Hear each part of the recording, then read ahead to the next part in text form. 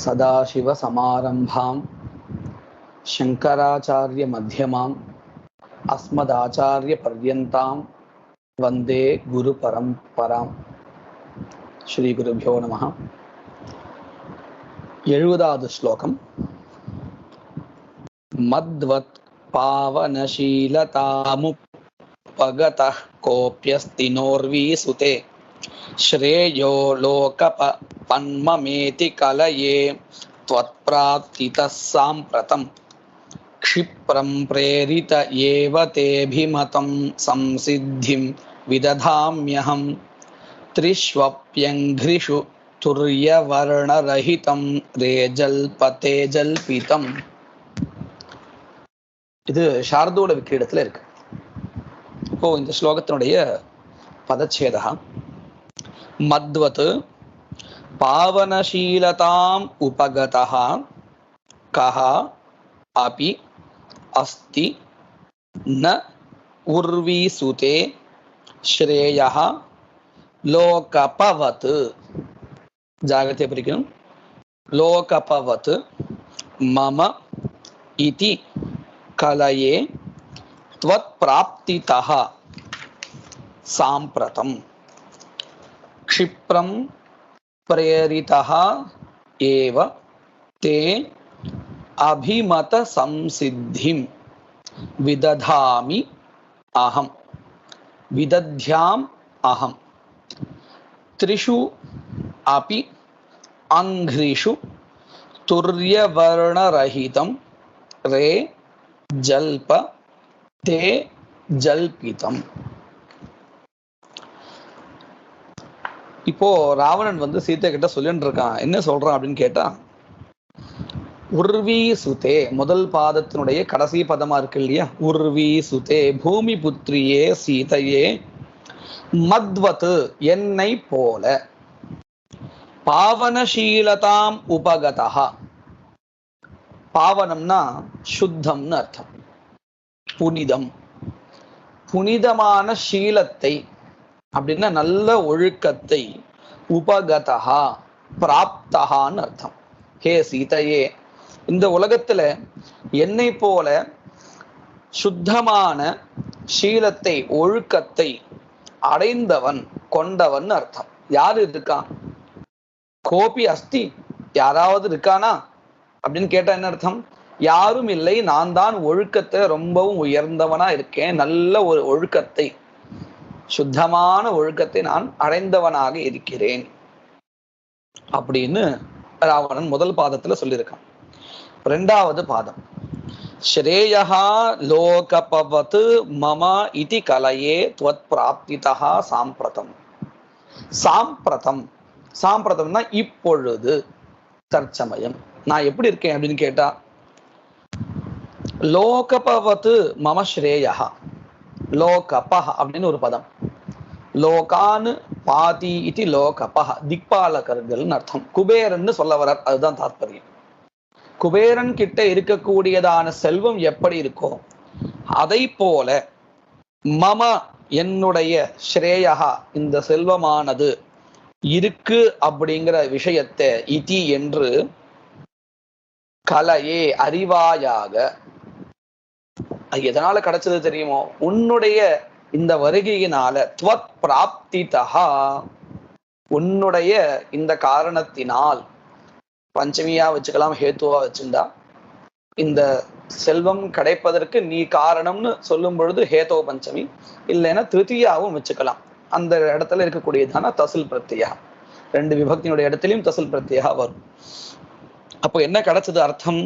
சாம்பிரதம் இப்பொழுது நான், லோகபவத் மம என்னுடைய ஸ்ரேயா செல்வமானது, லோகபவத் திக்பாலகனாக லோகபாலகனாக இருக்கக்கூடிய குபேரஹா ஈசானா, அந்த குபேரனை போல இருக்கு என்னுடைய செல்வம், இதி என்பதை கலையே அறிவாயாக.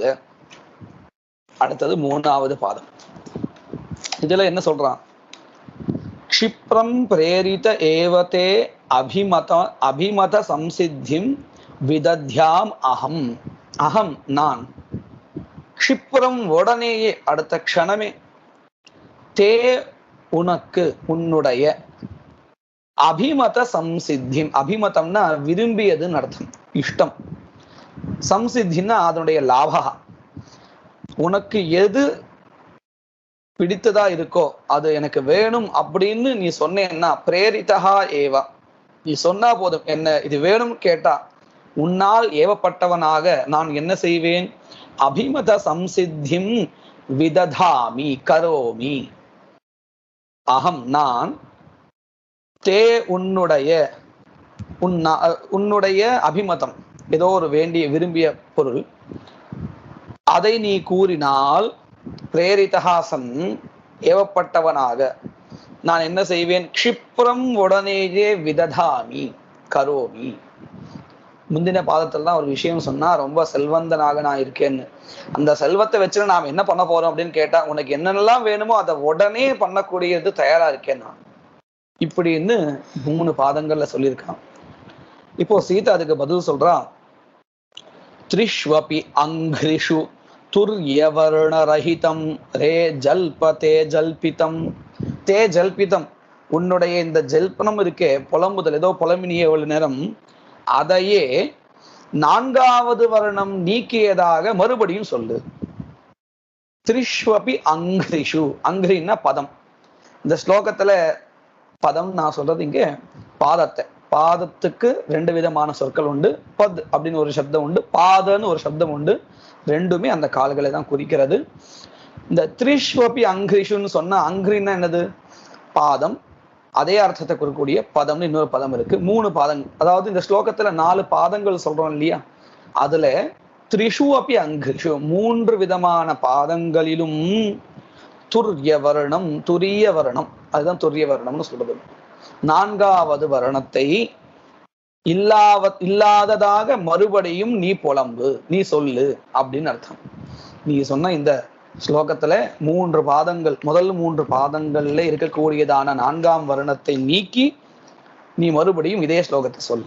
அப்படி சொன்னா என்ன கிடைக்கும் அப்படின்னு கேட்டா, மத்வத் பாவன இருக்கு இல்லையா, அந்த வாதா 4வது எழுத்து, அதை நீக்கியாச்சுன்னா மத்வத் பானசீலதாமுபகத கோப்யஸ்தினோர்வீசுதே அப்படின்னு கிடைக்கும் முதல் பாதத்துல. என்ன அர்த்தம் அதுக்கு? என்னை போல பானசீலதாமுபகதா, பானம்னா குடித்தல்னு அர்த்தம். இந்த இடத்துல அவன் துஷ்டனா இருக்கிறதுனால ஜலாதிகளை வச்சுட்டு பிரயோஜனம் இல்லை. இன்னொன்னு நிந்தாபரமா சொல்லணும் இல்லையா, சீத்தை ராவண புகழ்ந்து சொல்ல போறாதா, அல்லது நீ ஜலம் குடிப்பேன்னு சொன்னா அது என்ன புகழ்ச்சியா இகழ்ச்சியா? ரெண்டுமே இல்லை. இப்போ சீதைக்கு அவனுடைய அந்த இகழ்ச்சியை படுத்தணும் அப்படின்னு சொன்னா, இந்த பான பதத்துக்கு நாம மத்தியம்னு அர்த்தம் பண்ணிக்கணும். மத்தியம் அப்படின்னா அல்ப பிராணத்துல நான் சொல்லக்கூடிய மத்தியம் அப்படின்னா இந்த சாராயம் முதலியது. இந்த மாதிரி அந்த மத்தியத்தை குடிக்கிறதுல என்ன போல இந்த உலகத்துல யாராவது உண்டா? யாரும் கிடையாது. நான் தான் ரொம்ப அதிகப்படியா குடிப்பவன். மத்வத்து பானசீலதாமுபகதா கோபி அஸ்தி நாஸ்தி. நாஸ்தி நானும் பக்கத்துல இருக்க சேர்த்துக்கணும். ந அஸ்தி, யாரும் இல்லை, நான் தான் ரொம்ப பெரும் குடிகாரன். 2வது பாதம் ஸ்ரேயோ லோக பவன் மமேதி. இந்த இடத்துல இந்த க இருக்கு இல்லையா, அதுதான் 4வது வர்ணம். ஸ்ரேயோ லோபவத். லோபகான்னா அபாவா, இல்லாமை. இப்ப என்ன ஆயிடுத்து, இவன் பண்ண தப்புனால இவனுடைய அத்தனை செல்வங்களும் நாசம் ஆயிடுத்து இல்லையா. இதுக்கு யாரு காரணம்? ராவணன் தான் காரணம். ஆனா அதுலயும் சீதையை கொண்டு இங்க வைக்கிறான் இல்லையா, அந்த செயல் காரணம் இல்லையா. அதையும் இதுல கோடிட்டு காமிச்சு சொல்றான். துவத் பிராப்திதா, உன்னை நான் அடைஞ்சிருக்கேன், இங்க கொண்டு வந்து வச்சிருக்கேங்கிற ஒரு காரணத்தினால, சாம்பிரதம் இப்பொழுது, ஸ்ரேயா லோபவத் மம ஸ்ரேயா, மம என்னுடைய ஸ்ரேயா, இந்த செல்வமோ புகழோ இது எல்லாமே லோபவத் அஸ்தி, கலையே நான் நினைக்கிறேன், இப்படியாக நினைக்கிறேன் இல்லையா. உண்மைதானே இது? நல்ல செல்வந்தனா இருந்தான், நல்ல புகழோடு இருந்தான், எல்லா விதமான சௌகரியங்களோடு வாழ்ந்து வந்தான். சீதையை கொண்டு வந்து வச்சதுனால இப்போ அவனுடைய புகழ் போயிடுத்து, செல்வம் போக போறது, ராஜ்யம் போக போறது, எல்லாத்தையும் இழந்துட்டான். இதத்தான் இங்க சொல்றா. ஸ்ரேயோ லோபவத், லோபவத்தா இருக்கு, நாசம் அடைஞ்சுட்டு இருக்கு அப்படின்னு. மூணாவது பாதம். க்ஷிப்ரம் பிரேரித ஏவதே அபிமத சம்சித்திம் சம்சித்திம் விததாமி அகம். க்ஷிப்ரம்னா உடனேயே, நீ சொன்னா உடனே நான் எல்லாத்தையும் வாங்கி கொடுத்துருவேன், நீ நினைக்கிறதெல்லாம் அபீஷ்டமா இருக்கிறதெல்லாம் கொண்டு வந்து கொடுத்துருவேன்னு சொன்னான். இப்போ அதுல ஒரு நாலாவது எழுத்து மாத்திரம் நீக்கின என்ன ஆகுது? க்ஷிப்ரம் பிரேத ஏவதே அபிமதம் சம்சித்திம் விததாம்யகம். பிரேத சப்தத்துக்கு என்ன அர்த்தம்னு நமக்கு தெரியும், பிராணனை விட்ட உடல். க்ஷிப்ரம் உடனேயே நான் என்ன ஆக போறேன், இப்போ உயிர் விட்ட உடலாக இருக்க போகிறேன். அது தே உனக்கு அபிமதம், அந்த அபிமதமான அந்த விஷயத்தை நான் செய்து முடிப்பேன் உடனேயே. என்ன அர்த்தம்? யுத்தம் வரப்போறது, அதுல நான் இறக்க போறேன், இதுதானே உனக்கு அபிமதம் அப்படின்னு அவனே தன் வாயால சொல்றதா ஆயிடுத்து. இப்படியாக இந்த ஸ்லோகத்துல ஒரு எழுத்து மாத்தி ராவணன் தன்னை சொன்ன எப்படி எல்லாம் பெருமையா சொன்னானோ, சீதை கிட்ட நான் உனக்கு எல்லாம் என்னதோ பண்ணித்தரேன் அப்படின்னு சொன்னான் இல்லையா, அதை அப்படியே மாத்தி கொண்டு கொடுத்துட்டா. இந்த சீதையோட எண்ணத்தை பார்க்கணும் நாம. ஏதாவது கேட்டதெல்லாம் வாங்கி தரேன்னு சொன்னா ஓகேன்னு நம்ம உடனே ஒத்துண்டுருவோம் இல்லையா, ஆனா சீதை அப்படி இல்லை. இவ்வளவு செல்வந்தனா இருந்தாலும் நீ கேட்டதெல்லாம் வாங்கி தரேன் அப்படின்னு சொன்னாலும் அதுக்கெல்லாம் மயங்கல, தர்மத்தை மாத்திரம் கடைபிடிக்கிறதான ஒரு தர்மாத்மாவா இருக்க. தர்மாத்மா அப்படிங்கிறது பொதுவான சொல், அது ஆண்பாலுக்கும் சொல்லலாம் பெண்பாலுக்கும் சொல்லலாம். அந்த மாதிரி ஒரு ஸ்வரூபமா இருக்கா இந்த சீதை. அடுத்தது 71வது ஸ்லோகம். காகுஸ்தா கிருஷதாந்த ஏவ பவிதா யுத்தே மமோர்வி சுதே தச்சௌர்யம் மஹிம பிரணாச ஜனிதாமேவ பிரதா மேஷ்யதி தத் கீர்த்தி விகலாசஹாச முகதாம் குர்யாத் புதானாம் ததஹ ரே ரக்ஷோதம பஞ்சமாக்ஷர பரித்யக் ஜல்ப தஜ்ஜல்பிதம். இந்த ஸ்லோகமும் சார்தூல விக்கிடத்துல இருக்கு.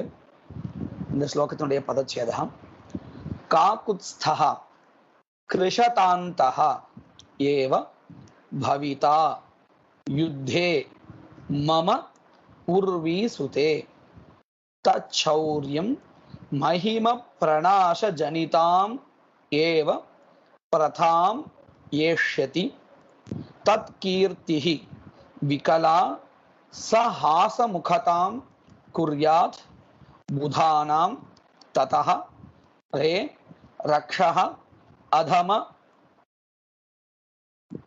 ரக்ஷசாம் அதமன்னு இருக்கிறதுனால சேர்த்து சொல்லணும், ரக்ஷோதம பஞ்சமாட்சர பரித்யக் ஜல்ப தஜ்ஜல்பிதம். இந்த ஸ்லோகத்துல என்ன சொல்றான் ராவணன்? ஹே உர்வி சுதே பூமி புத்திரியே, முதல் பாதத்தினுடைய கடைசி பதம் உர்வி சுதே பூமி புத்திரியே சீதையே. காகுத்ஸ்தஹ, ககுத் ராஜாவினுடைய வம்சத்துல வந்திருப்பவனுக்கு காகுத்ஸ்தஹான்னு பேரு. இந்த இடத்துல அந்த பதம் ராமனை சொல்றது. தாசரதிஹி அப்படின்னு பொதுவா சொன்னாலும் அந்தந்த இடத்தை வச்சுட்டு ராமனா பரதனான்னு நாம முடிவு பண்றோம் இல்லையா, தசரதருடைய அபத்தியம் புமான் அப்படின்னு வச்சுட்டு. அதே போல ககுத் மகாராஜாவுடைய கோத்ராபத்தியமா இருக்கிறதுனால அந்த பதம் தசரதையும் குறிக்கும், ராமனையும் எல்லாரையும் குறிக்கும். ஆனா இந்த இடத்துல நமக்கு தேவை ராமன் அப்படிங்கிறதுனால காகுத்ஸ்தஹா அப்படிங்கிற பதம் ராமஹா அப்படிங்கிற அர்த்தத்தை கொடுக்கிறது. ஹே உர்வி சுதே பூமி புத்திரியே காகுத்ஸ்தஹா ராமஹா மம என்னுடைய யுத்தே யுத்தத்தில் கிருஷதாந்தஹா ஏவ பவிதா என்னவா ஆயிடுவார் அப்படின்னு கேட்டா கிருஷதாந்தஹா, அதாவது கிருஷ்ச அசௌ தாந்தஸ்ச கிருஷதாந்தஹா. கிருஷகான்னு சொன்னா மெலிந்தவராக ஆகிவிடுவார். சண்டையிட்டு இந்த போர் புரிந்து முடியாம உடல் மிகவும் மெலிந்தவராக ஆகிவிடுவார். அடுத்தது என்ன ஆயிடும்? மிகவும் சோர்வடைஞ்சிடுவார். ஸ்ராந்தஹா, அந்த அளவுக்கு நான் அவரை பாதிக்கிற அளவுக்கு நான் சண்டை போடுவேன் அவரோட. அதனால அந்த காகுத்ஸ்தஹா ராமஹா என்னவா ஆயிடுவார் என்னுடைய யுத்தத்துல? கிருஷதாந்தஹா ஏவ பவிதா பவிஷ்யதி, இப்படித்தான் ஆக போறார். மெலிந்தவராகவும் மிகவும் சோர்வடைந்தவராகவும் ஆகிவிடுவார். இரண்டாவது பாதம் தச்சௌர்யம் மஹிம பிரணாச ஜனிதாம் ஏவ பிரதாம் ஏஷ்யதி. தச்சௌர்யம் தஸ்ய சௌர்யம் தச்சௌர்யம் தஸ்ய அந்த ராமனுடைய சௌர்யம் பராக்கிரமமானது மஹிம பிரணாச ஜனிதாமேவ. மஹிமம் மஹிமஹா அப்படின்னா மேன்மை உயர்வு. அவருடைய அந்த சௌரியம் இருக்கே பராக்கிரமம் எவ்வளவு மேன்மையா இருக்கு. நிறைய ராட்சசர்களை அந்த யாகத்தை தடுக்கிறதுனால வதம் பண்ணிருக்கார். ஜமதக்னியோட சண்டை போட்டிருக்கார், பரசுராமுடைய சண்டை போட்டிருக்கார். இப்படி எல்லாருடைய புகழையும் அடைஞ்சிருக்கார், எல்லா விதமான புகழையும் சௌரியத்துல நல்லதெல்லாம் பண்ணி. அப்படி இருக்கக்கூடியதான அந்த சௌரியத்தினுடைய மகிமா, மகிமான்னா மேன்மை உயர்வு, மகிமையும் கூட தமிழ்ல சொல்றோம். அந்த மேன்மையானது என்ன ஆக போறது, என்னோட சண்டை இடுவதால தோத்து போக போறார். அவருடைய அந்த மகிமை மேன்மை அது நாசம் அடைய போறது. நாசம் அடைய போறது. அப்படி நாசம் அடைஞ்சா அதிலிருந்து என்ன வரும், துஷ்கீர்த்தியானது வரும் இல்லையா. பிரணாச ஜனிதாம் துஷ்கீர்த்தி. நல்லா கவனிக்கலாம். அவருடைய சௌரியம் பராக்கிரமமானது ரொம்ப உயர்ந்ததா இருக்கு இது வரையில். ஆனா இதுக்கப்புறம் என்ன ஆக போறது, என்னோட சண்டை போட்டதுக்கு அப்புறம் அவருடையதான அந்த சௌரியத்தினுடைய மேன்மை பராக்கிரமத்தினுடைய மேன்மையானது நாசம் அடைஞ்சு அதிலிருந்து உண்டாகக்கூடியதான ஒரு கீர்த்தி, துஷ்கீர்த்தின்னு அர்த்தம். தோத்து போயிட்டாருன்னா நம்ம என்ன பண்ணுவோம், எல்லாரும் கேலி பண்ணுவா, அவருடைய பராக்கிரமம் அவ்வளவுதானா அப்படின்னு சொல்லுவா. இது எப்பேற்பட்டது அப்படின்னு கேட்டா அவருடைய அந்த தோல்வி அதிலிருந்து வந்ததான ஒரு துஷ்கீர்த்தி. இது என்ன ஆக போறது, பிரதாம் ஏஷ்யதி. பிரதா அப்படின்னு சொன்னா பரவுறுதல், எல்லா இடத்துலையும் பரவுறது. அப்படி ஆகிவிடும். இவருடைய சௌரியம் இதுவரையில எல்லாராலையும் கொண்டாடப்படுவதா இருக்கு. ஆனா என்கிட்ட தோத்து போனதுக்கு அப்புறம் அதுல இருந்து வர்றதான அந்த துஷ்கீர்த்தியானது பரவுறதாக இருக்க போறது எல்லா இடத்துலையும். அதனால என்ன ஆயிடும், இவருடைய கீர்த்தி நாசம் ஆயிடும் யுத்தத்துக்கு அப்புறம். தத் கீர்த்தி விகலா சஹாச முகதாம் குர்யாத் புதானாம் ததஹா. ததஹா பிறகு இப்படி தோல்வி அடைஞ்சு இவருடையதான அந்த சௌரியம் எல்லாம் போயிடுத்து நஷ்டமாயிடுத்துன்னு எல்லாருக்கும் தெரிஞ்சதுக்கு பிறகு இவருடைய இந்த கீர்த்தி இருக்கே, புகழ், கஷ்டப்பட்டு இவ்வளவு நாள் சம்பாதிச்சதான இந்த புகழ் அது விகலா நஷ்டம் அடைஞ்சதாக இருந்து கொண்டு பரிகாசத்திற்கு ஆளாக போகிறது. புதானாம், புதாஹா அப்படிங்கிற பதத்துக்கு பண்டிதர்கள் அப்படின்னு அர்த்தம் இருக்கு, அதே சமயத்துல தேவர்கள் அப்படின்னு அர்த்தம் இருக்கு. நாம இங்கே எப்படி வேணா அர்த்தம் பண்ணிக்கலாம், தேவர்கள் அல்லது பண்டிதர்கள். இப்படி அவர்களுடைய சஹாசமுகதாம் குர்யாத், அவர்கள் சிரித்து கொண்டு அவர்கள் இவருடைய அந்த பராக்கிரமத்தை பார்த்து சிரிக்கும்படியாக ஆகிவிடும் இல்லையா. அந்த அளவுக்கு இவர் ரொம்ப எல்லார்கிட்டையும் துஷ்கீர்த்தியை சம்பாதிச்சுக்க போறார்.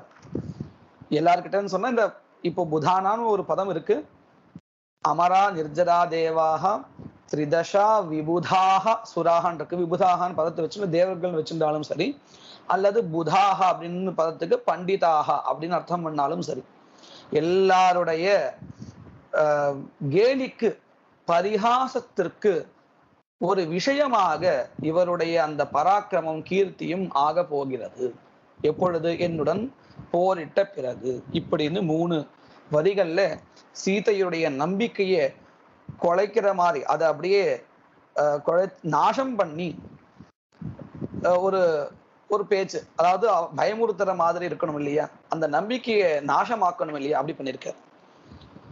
இப்போ அந்த சீதை பதில் சொல்ற, ரே ரக்ஷோதமா, ராட்சசர்கள்லயே மிகவும் நீச்சமானவனே, பஞ்சமாட்சர பரித்யக்கு தஜ்ஜல்பிதம். தஜ்ஜல்பிதம் இவ்வளவு நேரம் நீங்க எதை சொன்னீங்கோ அது எல்லாத்தையும் பஞ்சமாட்சர பரித்யக், பஞ்சமாட்சரத்தை விட்டதாக, பஞ்சமாட்சரம் இல்லாததாக, ஜல்ப மறுபடியும் சொல்லு, புலம்பு, சொல்லும் கூட சொல்லல, ஜல்ப புலம்பு அப்படின்னு சீத்தை சொல்ற.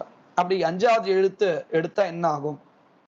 முதல் பாதத்துல காக்குஸ்தஹ கிருஷதாந்தஹ அப்படின்னு பதம் இருக்கு. அதுல ஷகாரம் தான் அஞ்சாவது எழுத்து. அதை நாம எடுத்தா என்ன ஆகும்? காக்குஸ்தஹ கிருதாந்தஹ ஏவ பவிதா யுத்தே மம. அப்படியே விபரீதமா அர்த்தம் ஆறுது. மம உர்வி சுதே பூமி புத்திரியே சீதையே மம என்னுடைய யுத்தே யுத்தத்தில் காக்குத்ஸ்தஹா இந்த ராமன் கிருதாந்தஹ கிருதாந்தோ யமுனா பராதா சமனோ யமராட்யமஹன்னு அமரத்துல நம்ம சொல்றோம் இல்லையா? கிருதாந்தஹான்னு யாருக்கு பேருன்னு கேட்டா யமனுக்கு பேரு கிருதாந்தஹ. கிருதாந்தஹா ஏவ பவிஷ்யதி. என்னுடைய யுத்தத்துல இந்த காக்குத்ஸ்தஹா ராமஹா எனக்கு யாரா இருக்க போறார்? ஒரு யமனா இருக்க போறார். அப்படின்னு அர்த்தம். பிராணனை எடுக்க போறார் அப்படின்னு அர்த்தம். அடுத்தது தச்சௌரியம் மஹிம பிரணாச அப்படின்னு இருந்தது பதம். இப்ப அந்த மஹில ஹீவ அஞ்சாவது எழுத்தா இருக்கக்கூடியதான் அந்த ஹீவ எடுத்துட்டோம்னா தச்சௌரியம் மம பிரணாச ஜனிதாமேவ பிரதாமேஷ்யதி. தச்சௌரியம் தஸ்ய சௌரியம் அந்த ராமனுடைய பராக்கிரமமானது என்ன ஆக போறது அப்படின்னு கேட்டா மம என்னுடைய பிரணாச. முந்தின ஸ்லோகத்துல முந்தின பாதத்துல நம்ம சொன்னோம் ராமன் கிருதாந்தனாக இருக்க போறான், அதாவது யமனாக எனக்கு இருக்க போறான், என்னுடைய பிராணனை எடுக்க போறான். அப்படி பிராணனை எடுக்கிறதுனால உண்டாக ஒரு புகழ் இருக்கே, அந்த புகழ் எல்லா இடத்துலயும் பரவ போகிறது. தச்சௌரியம் அவனுடைய பராக்கிரமமானது என்ன ஆக போறது? மம பிரணாச. மமன என்னுடைய, பிரணாச அப்படின்னு சொன்னா அழிவு மரணம், அதிலிருந்து ஜனிதா உற்பத்தி ஆகின்றதான புகழ் கீர்த்தி அது பிரதாம் ஏஷதி எல்லா இடத்திலும் பரவினதாக இருக்க போகிறது. மூணாவது பாதம் தத் கீர்த்தி விகலா அப்படின்னு இருக்கு. அதுல க எழுத்து தான் அஞ்சாவது எழுத்தா இருக்கு. அதை நீக்கினால் தத் கீர்த்தி விலாச ஹாச முகதாம். இதுல நாம ஒரு சின்ன விஷயம் பண்ணணும். சஹாச முகதாங்கிறது தனிப்பதம், தத்கீர்த்தி விகலாங்கிறது தனிப்பதம். இந்த அஞ்சாவது எழுத்தை நாம் எடுத்ததுக்கு அப்புறம் அந்த ரெண்டாவது பதத்துல இருக்கக்கூடியதான சாவை இதை சேர்த்துக்கணும். சேர்த்தா தத் கீர்த்தி விலாச ஹாச முகதாம் அப்படின்னு ஆயிடும். ஒன்னா ஆகினா பதத்தை. அப்ப என்ன அர்த்தம் கிடைக்கும்? புதானாம் தேவானாம் அல்லது பண்டிதானாம் தத் கீர்த்தி விலாச முகதாம். அவருடைய கீர்த்தியானது ரொம்ப சந்தோஷத்தை கொடுக்க கூடியதாக மலர்ந்த முகத்தோடு சிரித்த முகத்தோடு இருப்பவர்களாக ஆகின்றது. இவருடைய கீர்த்தி எல்லா இடத்தையும் மரணம் வந்துட்டுன்னு சொன்னா முக்கிய லோகத்துக்கே கண்டகமா ஒரு துஷ்டனாக இருக்கக்கூடியதான ராவனுடைய வதம் ஆயிடுத்துன்னு சொன்னா அப்பா இவருடைய அந்த பராக்கிரமத்தை எல்லாரும் கொண்டாடுவா, சந்தோஷத்தோடு இருப்பா இல்லையா? அதைத்தான் இங்க சொல்றா. அவருடைய கீர்த்தியானது எல்லாருடைய முக மலர்ச்சிக்கும், ஹாசகான்னா ஒரு புன்னகை எப்போ வரும்? ஒரு மலர்ச்சியான சமயத்துல அந்த மலர்ச்சியாக ஆக்கும்படியாக இருக்கும். யாருக்கு? புதானாம் தேவானாம் அல்லது பண்டிதானாம். இப்படியாக எந்த அர்த்தத்துல ராவணன் சொன்னானோ அதுக்கு நேர் விபரீதமான அர்த்தத்தை அப்படியே கொண்டு வரும்படி சீதை அவனுக்கு சொல்லி கொடுத்துக்கிறான். அடுத்தது 72வது ஸ்லோகம். ஆர்ஷாச்சார பிரசமித தமக்ஷாத்ர தேஜாஃப் பதிஸ்தே ராஜ்யப்ரம்ஷ சுகரஹிததாமேவ தஸ்ய வியனக்தி தேன க்ஷிப்ரம் மமரண சுகம் ஸ்யாத் கதேத்யுத்சுகோஸ்மி ப்ரூஹீதம் ரே புனரபி வினா ஷஷ்டவர்ணம் துராத்மன். மந்தாக்கிராந்த விருத்தியில இந்த ஸ்லோகமானது இருக்கு. இப்போ இந்த ஸ்லோகத்தினுடைய பதச்சேதா ஆர்ஷாச்சார பிரசமித தம க்ஷாத்ர தேஜாஹ ஒரே பதம். பதிஹி தே ராஜ்யப்ரம்ஷஹ சுகரஹிததாமேவ சுகரஹிததாம் ஏவ தஸ்ய வியனக்தி தேன க்ஷிப்ரம் மம ரணசுகம் ஸ்யாத் கதா இதி உத்சுகஹ அஸ்மி ப்ரூஹி இதம் ரே புனஹ அபி வினா ஷஷ்டவர்ணம் துராத்மன்னு. என்ன சொல்றான் அப்படின்னு கேட்டா ஓரளவுக்கு இப்போ உண்மை சொல்ல ஆரம்பிச்சுக்கானு தோன்றது. இந்த ராமன் காட்டுல வாழ்ந்துட்டே இருக்கான். எப்படி வாழலாம் அப்படின்னு கேட்டா ஒரு ராஜா மாதிரி இல்லை, ஒரு ரிஷி மாதிரி வாழ்ந்துட்டு இருக்கான். முன்யவிருத்தின்னு சொல்லுவோம். முனி போல வாழ்கின்ற ஒரு வாழ்க்கை அப்படின்னு அர்த்தம். காட்டுல எது கிடைக்கிறதோ அதை சாப்பிட்றது, எங்க தங்க முடியறதோ அங்க அப்படியே தங்கிக்கிறது. அது பூமியா இருக்கலாம், வெறும் பூமியா இருக்கலாம், இல்ல ஒரு குடிலா இருக்கலாம், இல்ல ஒரு மரமா இருக்கலாம். எங்க இடம் கிடைக்கிறதோ அங்க இருக்கக்கூடியது. எதையும் எதிர்பார்க்காமல் இருப்பதை வச்சுண்டு வாழக்கூடியது வன்னிய விருத்தின்னு கூட சொல்றது உண்டு. அதாவது காட்டு வாழ்க்கை எப்படின்னு கேட்ட, காட்டுல என்ன கிடைக்கிறதோ அதை வச்சுண்டு இப்படியாக வாழ்ந்துட்டு இருக்காரே உன்னுடைய அந்த ராமன். இதுவரையில் உண்மை. இதுக்கு மேல அவன் என்ன சொல்றான், இப்படி இருக்கிறதுனால அவனுக்கு, அந்த ராமனுக்கு க்ஷத்ரியர்களுக்கே உரியதான அந்த தேஜகா பௌருஷம் அது போயிடுத்து இப்போ. அதனால நான் அவரை நான் வெற்றி கொள்வது என்பது மிகவும் எளிது அப்படிங்கிறத தெரிவிக்கிறான் சீதை கிட்ட. எப்படின்னு பாருங்க. ஹே சீதையே, இது நாம எல்லா இடத்துலயும் இந்த சம்போதனம் அப்படிங்கிறது அப்படியே வச்சுட்டு, பதம் இருந்தால் பதத்தை வச்சுன்னு பார்க்க வேண்டியது, இல்லைன்னு சொன்னா சீதையை பார்த்துதான் சொல்றான் அப்படிங்கிறதுனால ஹே சீதைன்னு சேர்த்துக்க வேண்டியது. ஹே சீதையே, தே உன்னுடைய பதிஹி கணவன் எப்படி இருக்கான், ஆர்ஷ ஆச்சார பிரசமித தமம் க்ஷாத்ர தேஜா. ஆர்ஷன்னா ரிஷி சம்பந்தம். ஆர்ஷம் எதுவா, இப்போ ரிஷி சம்பந்தம் எந்த பொருளை சொல்றான் ராவணன்? ஆச்சார. ஆச்சாரன்னு சொன்னா தன்னுடைய வாழ்க்கையினுடைய முறை இல்லையா? ரிஷிகளுடைய வாழ்க்கை முறையை பின்பற்றுவதனால் பிரசமித அப்படின்னா நாசமாக்கப்பட்ட, அதுவும் சாதாரணமா இல்லை, ரொம்ப கீழ் லெவல்ல குறைச்சாச்சு. ஏதோ ஒரு 50% க்ஷத்ரியால போல வாழ்ந்துட்டு இருக்காங்கிறதும் இல்லை இல்லையா? அதனால பிரசமித பிரகிருஷ்டேன சமித தமம். சமித தமம்னா மிகவும் அடியோடு விடப்பட்ட க்ஷாத்ர தேஜா, க்ஷத்ரியர்களுக்கே உரியதான அந்த தேஜகா பௌருஷம் சுத்தமா விட்டாச்சு. இப்படி இருக்கக்கூடியவரா இருக்க யாரு? தே பதிஹி, உன்னுடைய கணவர் ராமன் இப்படி இருக்காரு இல்லையா? இப்போ நான் சண்டை போட்டா யாருக்கு வெற்றி கிடைக்கும் அப்படிங்கிறதே மறைமுகமா சொல்றான். அது மட்டும் இல்லை, ஒரு உற்சாகம் இல்லாம இருக்கார். ஏன் உற்சாகம் இல்லாம இருக்கார்? ஒண்ணு மனைவி இந்த மாதிரி கடத்தப்பட்டிருக்கா ஒரு விஷயம், இன்னொன்னு ராஜ்யத்தை விட்டுட்டார் இல்லையா? அவர்கிட்ட இப்ப ராஜ்யம் இல்லை. ராஜ்யாத் பிரஷ்டஹா, ராஜ்ய பிரம்ஷ சுகரஹிததாமேவ தஸ்ய வியனக்தி. வியனக்தின்னா வெளிக்காட்டுகிறது அப்படின்னு தெரியறது. அவர் முகத்தை பார்த்தா எப்படி தெரிகிறது?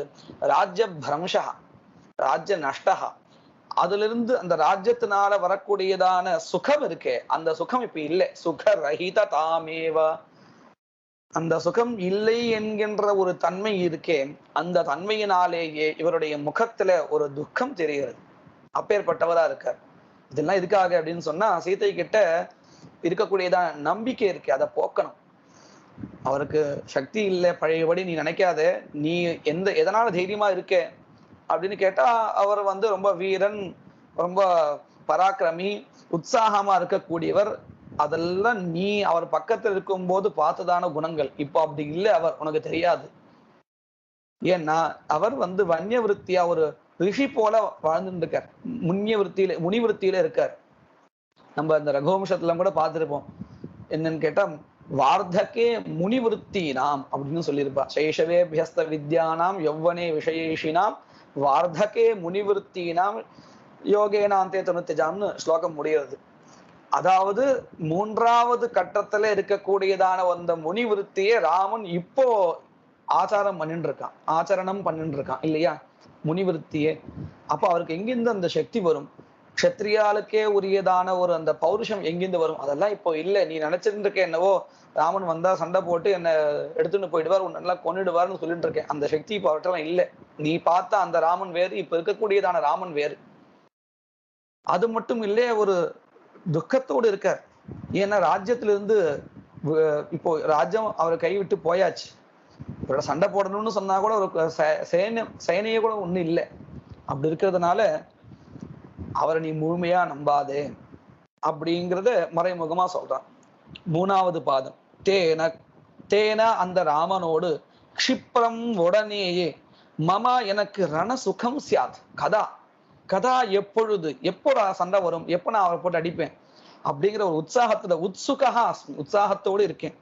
தேனா அந்த ராமனோடு, க்ஷிப்ரம் உடனேயே, மம ரணசுகம், நான் ஒரு பெரிய போராளிங்கிறதுனால எனக்கு ரணமே ஒரு சுகம்.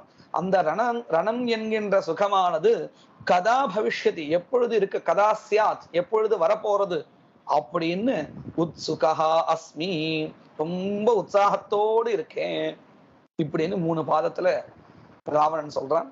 இதுக்கு பதில் சொல்றான், துராத்மன்னு, ரே துராத்மன்னு, ஹே கெட்டவ ஆத்மா, கெட்டவனே, புரூஹி இதம் புனரபி, புரூஹின்னா சொல்லுன்னு அர்த்தம். எதை, இதை நீ இப்ப சொன்னே 3 வரிகள், அதையே புனரபி மறுபடியும் சொல்லு, ஆனால் வினா ஷஷ்டவர்ணம், 6வது எழுத்து இல்லாமல் மறுபடியும் நீ சொல்லு, அதுதான் உனக்கு உண்டான பதில். அப்படி 6வது எழுத்தை நாம எடுத்தா என்ன கிடைக்கும், ஆர்ஷாச்சார பிரமிதக்கு இந்த ஷகாரம் தான் 6வது எழுத்து, அது எடுத்தாச்சுன்னா ஆர்ஷாச்சார பிரமித தம க்ஷாத்ர தேஜாஹ பதிஸ்தேன்னு முடிய போறது. இந்த பிரமித அப்படின்னா ஞாத, பிரகிருஷ்டேன ஞாத அப்படின்னு அர்த்தம்.